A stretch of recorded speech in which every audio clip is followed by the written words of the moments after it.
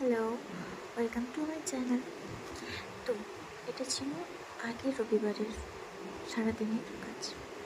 তো যেহেতু সপ্তাহে রবিবার দিনটাই আমি আর আমার হাজব্যান্ড একসঙ্গে কাটাই, তো এই দিনটার জন্য আমরা পুরো সপ্তাহটা ওয়েট করে থাকি যে কবে রবিবার আসবে আর আমরা একসঙ্গে থাকতে পারবো। আর রবিবারে থাকার কথা ভাবলে আমাদের মনে হয় সারাদিন প্ল্যানিং করি যে কী কী করবো। বিশেষ করে মেন যে টপিকটা দেখি সেটা হচ্ছে যে কী বানানো হবে, খাবার কী করা হবে। তো সেই মতোই এইবারে রবিবারের জন্য প্ল্যানিং চলছিল যে রবিবারে কী বানাবো। কিছুদিন ধরে ফেসবুকে সাদা মাংসের ঝোলের রেসিপি খুবই আসছিলো বারবার সামনে সামনে, ভিডিওটা দেখছিলাম। তো দেখে আমি তাকে বললাম যে তাহলে এই রবিবারে আমরা সাদা মাংসের ঝোল আর পোলাও বানাবো। তো যেই কথা সেই কাজ। তো সে বললো যে আচ্ছা ঠিক আছে, তুমি তাহলে মাংসের ঝোলটা বানাও আর আমি হচ্ছে পোলাও বানাবো। তো ডান করলাম ওটাই। এবার সারা সপ্তাহ কেটে শেষে এলো রবিবার। তো রবিবার সকালে ঘুম থেকে ওঠার পর এবার রান্নাবান্নার তোড়জোড় চলতে শুরু করলো। চাল তো বাড়িতেই ছিল, মাংসও ছিল। তো এখন আমাদের যেটা প্রয়োজন ছিল সাদা মাংসের ঝোল রান্নার জন্য সেটা হলো দুধ। তো সে বাজার থেকে গিয়ে দুধ নিয়ে এলো এবং আমরা আমাদের রান্নার প্রিপারেশন শুরু করলাম। তো রান্নার জন্য প্রথমে আদা রসুন ছড়ানো হলো। তো সে বললো যে ঠিক আছে, আমি তাহলে আদা আদা রসুন আর লঙ্কাটা হচ্ছে বেটে দিচ্ছি। কারণ অ্যাকচুয়ালি লঙ্কা হাতে হাত দিলে আমার প্রচুর হাত জ্বালা করে। যদিও বা তারও হাত জ্বালা করে, কিন্তু সে চায় না যে আমি কষ্ট পাই। তো যাই হোক, মোটামুটি সে বাটাবাটিটা শুরু করলো এবং শেষে আমি পেঁয়াজটা বাটলাম। আর বলবে না, পেঁয়াজটা জাস্ট বাটা কমপ্লিট হওয়ার পর হাতগুলো এতটা পরিমাণে জ্বালা করছিল যে বলার নয়। তারপর আমি মাংসটা ভালো করে আদা রসুন জিরা গুঁড়ো ধনে গুঁড়ো সমস্ত মশলা পেঁয়াজ বেরেস্তা তেল সব কিছু দিয়ে ভালো করে ম্যারিনেট করে রাখলাম। আর ওদিকে উনুনে সে পোলাওটা বসিয়ে দিয়েছিলাম।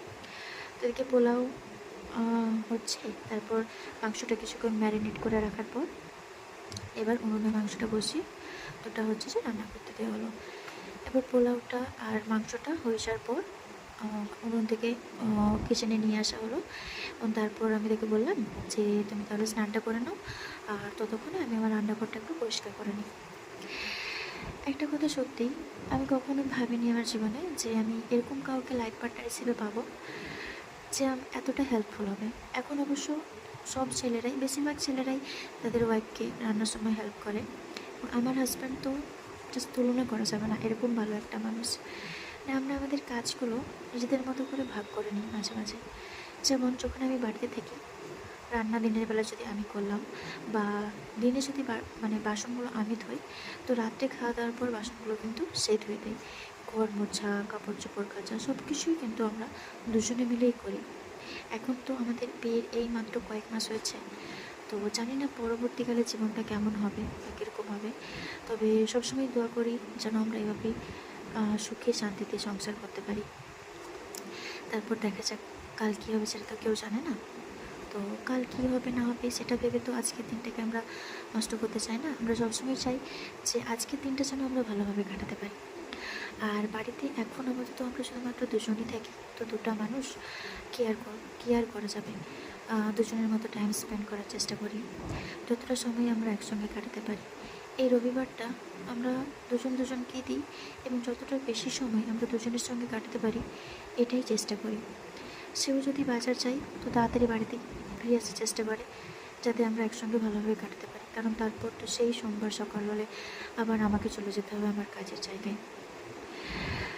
তো যাই হোক, মোটামুটি আমাদের রান্নাবান্না কমপ্লিট হওয়ার পর দুজনে স্নান টান করে এসে এরপর হচ্ছে যে তাকে আমি খাবার দেওয়া শুরু করি। এবার যেহেতু আমাদের রান্নাঘরটা মাটির রান্নাঘর আর আমরা যেহেতু গ্রামের মানুষ, তো ডাইনিং টেবিলের থেকে আমাদের মাটিতে বসে খাওয়াটা বেশি পছন্দ করি। কারণ ওঠানোর জন্য একটা কী বলবো, অনেক ভালো ফিল হয়। নিচে বসে সিম্পলভাবে খাওয়া দাওয়া করা এবং খাওয়া দাওয়া করতে করতে আলোচনা করা, নিজেদের মধ্যে একটু কথাবার্তা বলা, এই ফিলিংসটাই কিন্তু অন্যরকম। জানি না, অনেক সময় বিয়েতে হয়তো ভয়ও করে যে জানি না এত বড় সংসার সামলাতে পারবো কি না। তবে আমার মনে হয় পার্টনার যদি এরকম হয় তাহলে সব কিছু বিনা প্রবলেমেই হয়তো সব কিছু ঠিকঠাক হয়ে যাবে। Thank you for watching my video.